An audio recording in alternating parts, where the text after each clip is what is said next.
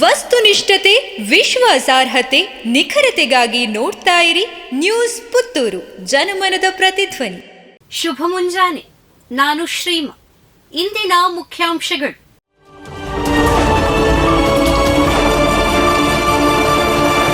ಮತ್ತೆ ವಿವಾದಕ್ಕೊಳಗಾದ ದಾರಂದಕುಕ್ಕು ಪ್ರಯಾಣಿಕರ ತಂಗುದಾಣ, ಸಹಾಯಕ ಆಯುಕ್ತರು ಅಧಿಕಾರಿಗಳ ಜಂಟಿ ಪರಿಶೀಲನೆ. ಕಳೆದ ಹಲವು ವರ್ಷಗಳಿಂದ ವಿವಾದದಲ್ಲಿರುವ ಪುತ್ತೂರು ಉಪ್ಪಿನಂಗಡಿ ರಸ್ತೆಯ ದಾರಂದಕುಕ್ಕು ಎಂಬಲ್ಲಿರುವ ಪ್ರಯಾಣಿಕರ ತಂಗುದಾಣ ಮತ್ತೆ ಮುನ್ನೆಲೆಗೆ ಬಂದಿದೆ.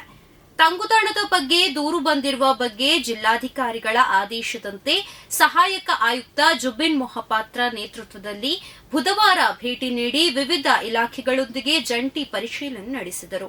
ಮನೆಗೆ ಬಂದು ಬಿಪಿ, ಶುಗರ್ ತಪಾಸಣೆ. ರಾಜ್ಯ ಸರ್ಕಾರ ತನ್ನ ಮಹತ್ವಾಕಾಂಕ್ಷೆಯ ಗೃಹ ಆರೋಗ್ಯ ಯೋಜನೆಯನ್ನ ಶುಕ್ರವಾರ ಪ್ರಾರಂಭಿಸಲು ಸಿದ್ಧವಾಗಿದೆ.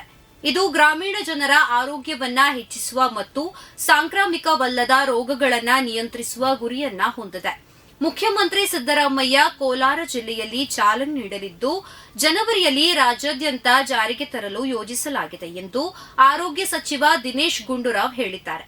ಕರ್ನಾಟಕದಲ್ಲಿ ಹೆಚ್ಚುತ್ತಿರುವ ಎನ್ಸಿಡಿಗಳ ಸಂಭವವನ್ನ ಪರಿಹರಿಸುವುದು ಯೋಜನೆಯ ಪ್ರಾಥಮಿಕ ಉದ್ದೇಶವಾಗಿದೆ. ಯೋಗೇಶ್ವರ್ ವಿರುದ್ಧ ಶಾಕಿಂಗ್ ವಿಡಿಯೋ ಬಿಡುಗಡೆ ಮಾಡಿದ ಪುತ್ರಿ. ಬಿಜೆಪಿಗೆ ರಾಜೀನಾಮೆ ನೀಡಿ ಕಾಂಗ್ರೆಸ್ ಸೇರ್ಪಡೆಯಾಗಿ ಚನ್ನಪಟ್ಟಣ ಉಪಚುನಾವಣೆಗೆ ಕಾಂಗ್ರೆಸ್ನಿಂದ ಕಣಕ್ಕಿಳಿದಿರುವ ಸಿಪಿ ಯೋಗೇಶ್ವರ್ ಅವರ ವಿರುದ್ಧ ಮಗಳೇ ವಿಡಿಯೋ ಬಿಡುಗಡೆ ಮಾಡಿ ಹಲವು ಶಾಕಿಂಗ್ ವಿಚಾರಗಳನ್ನು ಬಹಿರಂಗಪಡಿಸಿದ್ದಾರೆ. ಕಳೆದ ಕೆಲವು ದಿನಗಳಿಂದ ತಂದೆಯ ವಿರುದ್ಧ ಅವರ ಮಗಳು ನಿಶಾ ಯೋಗೇಶ್ವರ್ ದಿನಕ್ಕೊಂದು ವಿಡಿಯೋ ರಿಲೀಸ್ ಮಾಡುತ್ತಿದ್ದಾರೆ. ಇವತ್ತು ಬಿಡುಗಡೆ ಮಾಡಿದ ವಿಡಿಯೋದಲ್ಲಿ ಹಲವು ಮಾಹಿತಿಗಳಿವೆ.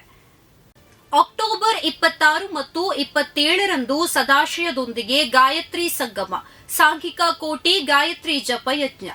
ಅಖಿಲ ಕರ್ನಾಟಕ ಬ್ರಾಹ್ಮಣ ಮಹಾಸಭಾ ಬೆಂಗಳೂರು, ಅಖಿಲ ಕರ್ನಾಟಕ ಬ್ರಾಹ್ಮಣ ಮಹಾಸಭಾ ಮಂಗಳೂರು ನೇತೃತ್ವದಲ್ಲಿ ಕುಳಾಯಿ ಚಿತ್ರಾಪುರ ಮನೆ ಸಹಯೋಗದೊಂದಿಗೆ ಸಾಮರಸ್ಯದಿ ಜಗವ ಬೆಳಗುವ ಬ್ರಹ್ಮತೋಟದ ಬೆಳಕಿ ಎಂಬ ಸದಾಶಯದೊಂದಿಗೆ ಗಾಯತ್ರಿ ಸಂಗಮ, ಸಾಂಘಿಕ ಕೋಟಿ ಗಾಯತ್ರಿ ಜಪಯಜ್ಞ ಅಕ್ಟೋಬರ್ 26 ಹಾಗೂ 27ರಂದು ಮಂಗಳೂರು ಕುಳಾಯಿ ಚಿತ್ರಾಪುರ ಮಠದ ಆವರಣದಲ್ಲಿ ನಡೆಯಲಿದೆ ಎಂದು ಯಾಗ ಸಮಿತಿ ಉಪಾಧ್ಯಕ್ಷ ನ್ಯಾಯವಾದಿ ಎನ್ಕೆ ಜಗನ್ನಿವಾಸ ರಾವ್ ತಿಳಿಸಿದ್ದಾರೆ. ಪ್ರತಿದಿನದ ಸುದ್ದಿಗಳಿಗಾಗಿ ನೋಡ್ತಾ ಇರಿ ನ್ಯೂಸ್ ಪುತ್ತೂರು, ಜನಮನದ ಪ್ರತಿಧ್ವನಿ. ಧನ್ಯವಾದಗಳು.